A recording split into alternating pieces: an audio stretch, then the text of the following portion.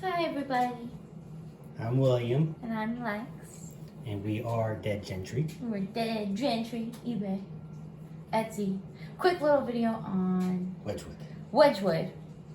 First pro tip, Wedgwood marks, lots of different marks, should be embossed generally.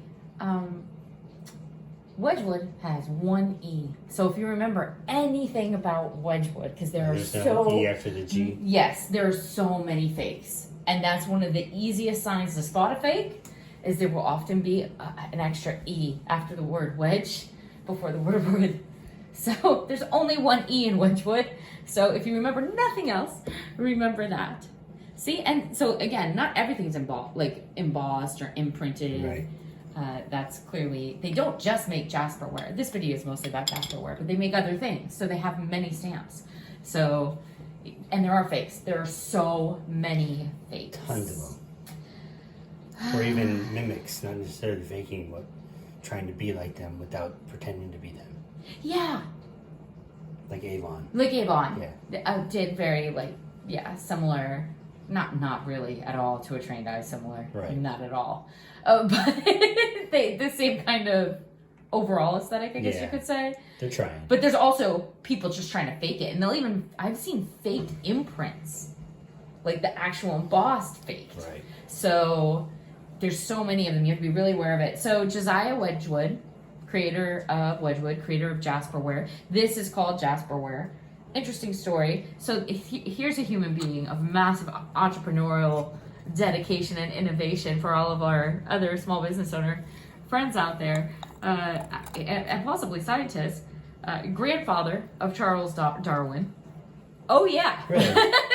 Yeah. I had smallpox as a child. Later in life, had severe pain, and one of his legs had his leg amputated. Could never sit a potter's wheel again because he didn't have that leg. Right. So he decided to do over 400 experiments trying to create the perfect recipe for the perfect type of ceramic that wasn't porcelain, that would be sturdy, that would be beautiful. That's what he did. So talk about, never give up, never surrender. Right. And how lucky are we? Right? Thank you, Josiah. Thank the memory of Josiah, because just such a huge amount of an industry in trying to create something so beautiful in any way he could, right? Right. And people, when Jasperware, the Greco-Roman style, became very popular in vases, they would actually get into fist fights in lines outside of the selling venues. They didn't really have showrooms. They had places where mercantiles would set up back then to sell. And just imagine women in corsets and their Victorian bowler-hatted, spouses just beating each other, trying to buy the last Jasperware Greco. But that happened. It became a problem. There were different places where there's actually some record of, police having to serve, arrests because people would be punching each other in line trying to get the last vase or get into the showroom. Anyway, moving on. So there's kind of a colorful history, and a lot of this can be seen. Martha Stewart's really into Jasperware. Or I think she was at one point. So she does, whenever she's interested in something, she'll do, video blogs about it, that sort of thing. So you could I'm sure she has something out there on it. And they still create, Wedgwood is around today. So you can go to the Wedgwood homepage as well, and you're going to, I'm sure they have history and a lot of information there, about us. And it's going to be beautiful. So again, not porcelain. Josiah Wedgwood was also an anti-slave activist, which is amazing for the time he was around. He actually made not pendants, but like the cameo, because Wedgwood also makes jewelry. He made things that men and women could wear that they were part of the anti-slave movement, and they could kind of declare that. Yeah, which is incredible. So they've been around 200 years, give or take.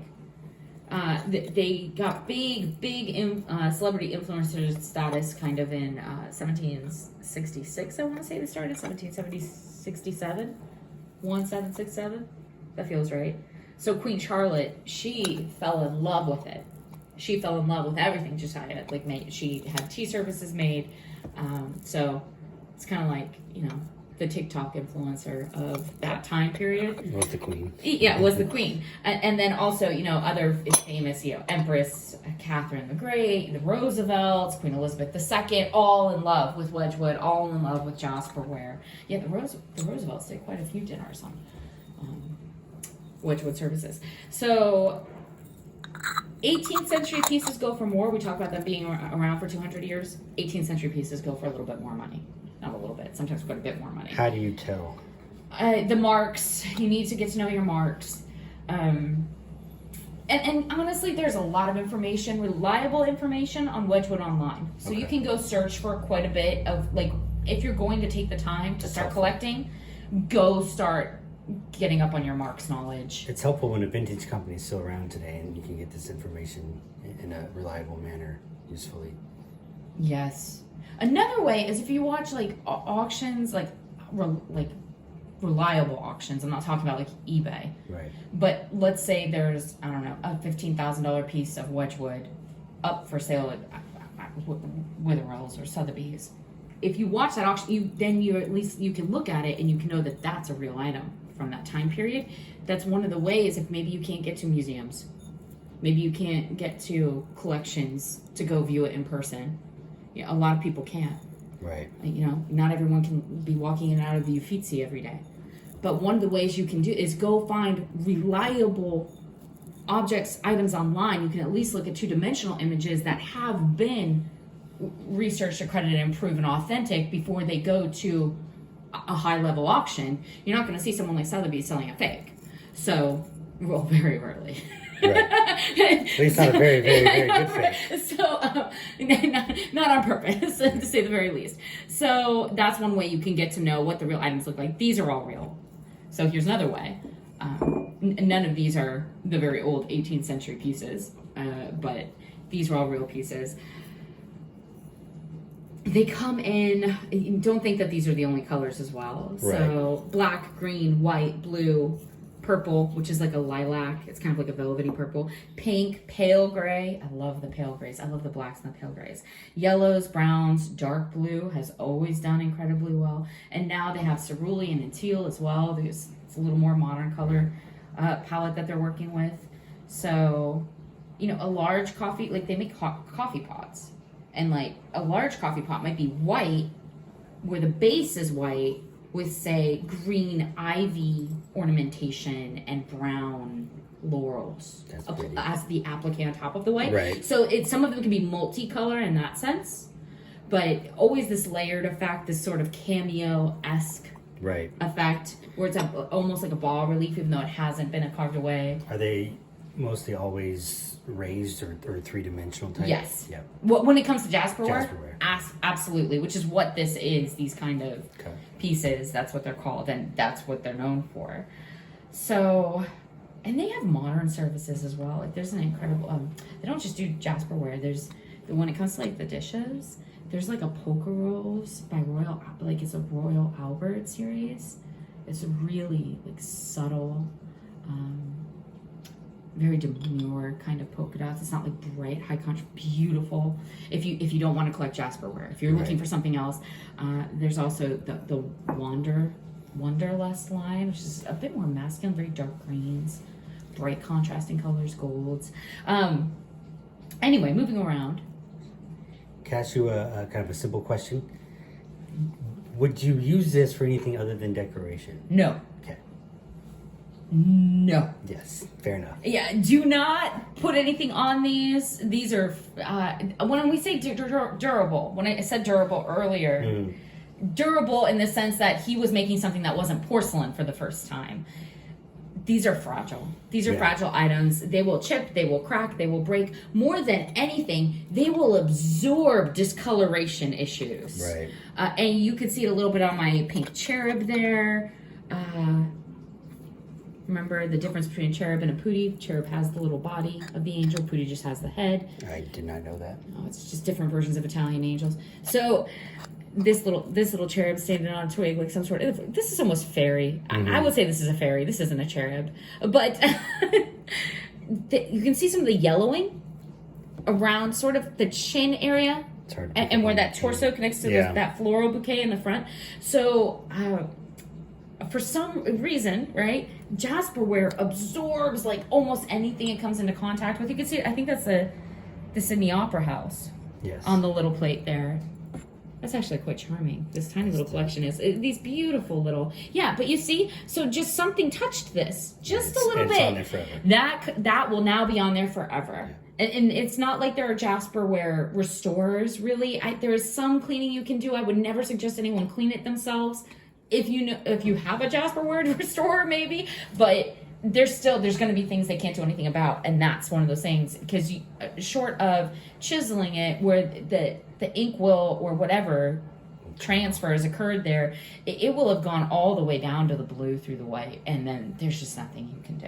Okay. So do not scratch them, do not put things on or in them, keep them away from other colors. The worst is you just see people stacking them with other plates, and that's how you'll see that damage occur very often. Yeah. And they'll be like, oh, well, it's not like they're rubbing or scratching, I'm being very careful. Yeah, but it doesn't need to rub or scratch for even the tiniest bit of color. Think of like two cars hitting each other. You know how paint always transfers? Yeah. That same thing when it comes to jasperware, it's always going to pick up some color. So avoid that. That's good. Don't ever do that. Unglazed stoneware, that's what it is. Like if you want to know what it actually is, that's what it's called. Okay.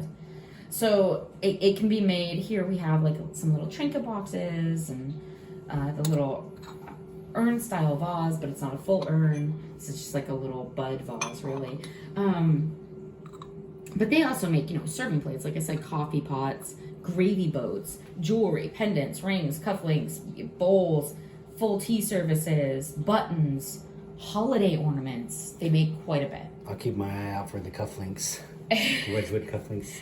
As you can see, the Greco-Roman style tends to be quite popular. Yeah. Even modernly, this tiny little set, someone was still kind of headed in that direction. What else do I want to say about it? I know I said that they're fakes, that you should be very careful about that. Collections can range from hundreds of dollars to thousands of dollars. So if you're thinking of collecting, you can. Right. No matter what kind of collection you're thinking about creating, because they have objects in lower price range, much higher price range, and modern. Like, as I said, you can buy them modern. You don't have to go buy older pieces. You don't have to begin a antique or vintage collection, but you can. If you were going to start a collection, I would say the nicest collections I've seen evaluated at the highest before they go to estate. Right. Or when they, for insurance purposes, the older pieces, of course. And then the very pretty collections are like when someone chooses like all one form, like say just these trinket boxes, but one in every color. Colors, yeah. Yeah. Cool. Or when you choose just one color, but then say get all of these different vessels shapes in that color, like say in black or in purple. So that's another way to do it. So by color or by shape, or put together a whole dinner service, tea service. You can absolutely do that. I don't know. I never know like how much depth to get into. Sometimes I feel like I'm saying things that people like might not be interested in at all. Well, I think provide a lot of good information. It's helpful because that's what we're aiming to do, is transfer some of our knowledge to the public and help some people out, whether you're a collector, a reseller, just interested in it. Yeah, check for fakes. Oh, you know another way you could do a collection that I've seen that's very nice is when people seek out one artist. Because some of the older pieces, like if you're going even like 70s or pre-70s, even with say like a cameo pendant set, right, or just the urn vases, you can find one artist that just did specific production lines and then get all by that artist. That's cool. Yeah, so that would be another way. That would be, yeah, that's pretty. Those tend to evaluate really high as well, especially if it's the older ones. Right. Generally some sort of theming is well, yeah, you know, always when you're creating a collection, but when it comes to even modernly, you can go get us like one of their $75 Burlington planters right now, which are beautiful, by the way. I don't know if you've been on their site recently, but No. They're very high contrast, like plant planters. Right. That's an odd thing to say. But planters for plants. they're actually meant for plants, yes, and they're actually almost contemporarily sized. Some of them can be like kind of larger, medium sized, but they'll have like solid black jasper with like a white band running through it. Very high contrast, very pretty. And those run around $75. So it's like you could start a new collection today, collect one of each of those colors, and that is going to accrue value. Absolutely. Just don't put a plant in it. But if you have, more resources to invest and you're looking to start like a contemporaneous collection right now, you can get, they have like Haruka bowls that go up to $15,000 for one bowl. Wow. So it's like all these tiny little motifed, delicate little like daisy forms across an attire. It's absolutely beautiful. So you could do that, but I would say again, then get one in every color. Or get, one bowl, one planter in the same color from different lines. Or maybe get just that artist inspired. I think there's also like, I think it's Shamio. I'm not sure of the name, but there's a little trinket box. I think that runs $600 or $700. So maybe get just the bowl and the trinket box from the more modern artisanal lines. But that's like how you would go. If I were to go start a new collection, that's what I would do, because that's going to be worth the most moving forward. I think that's helpful. Is there anything I'm forgetting to say? When you're looking at these, we have our gloves on, so William can't really express to you what they feel like. They should have like a satiny, smooth. You can kind of see it. I mean, it's like a satin finish, right? Yeah, it's an exquisitely fine ornamentation. So as I said, these are all authentic objects. So learn with your eyes. When you feel these objects, it should feel silky. It should not feel grainy. That's a fake. It should not feel rough. That's a fake. It shouldn't be, these should be crisp. These edges on the raised relief should be very crisp, very fine, very delicate, very refined. The details are always pure. And not rounded, not mushy. Is that a weird way of saying it? Not like, it shouldn't, and it should be matte. It shouldn't be shiny. To be fair, they did work in basalt. A lot of the much more antique pieces are basalt. But that when discussing jasper, where specifically these objects done in this material, yes, it kind of has this like, I can't even describe it. It's like a silky smooth, very soft to the touch, a beautiful hand feel, and an exquisite applique, fine detail. These are all real. So get an idea. It's here. Let me see if I can focus that a bit better for you while you're got your gloves on. Does that help at all? I think so. A little bit, maybe. I don't know. It's kind of mad at me. Can I get the color to go up? No, it doesn't want to interact with my finger. Yeah. But see that? All the tiny little lines, crisp edges. Yeah. Look for crisp edges. That's how you're gonna tell especially a friend from a fraud. Right. The leaves on the outside are very crisp. I need more of my latte. I mean, I love tea, but that latte is not starting any wars, and it's sitting in the other room getting cold. And your marks. Get to know your marks. Yeah. When you're dealing with jasperware, get to know your marks, absolutely. You can actually find quite a few of these on like Etsy and eBay that are real, that you can tell they're real through just two-dimensional photos if you get a feel of what you're looking at. See that black on the bottom of that? That will never come off. And that's literally just somebody set that somewhere that was dirty. And that will be there forever now. We'll just show the top so you can't see the bottom. So hopefully a good little overview for what people should look up for. Thanks, everybody. Thank y'all. Cheers. Cheers.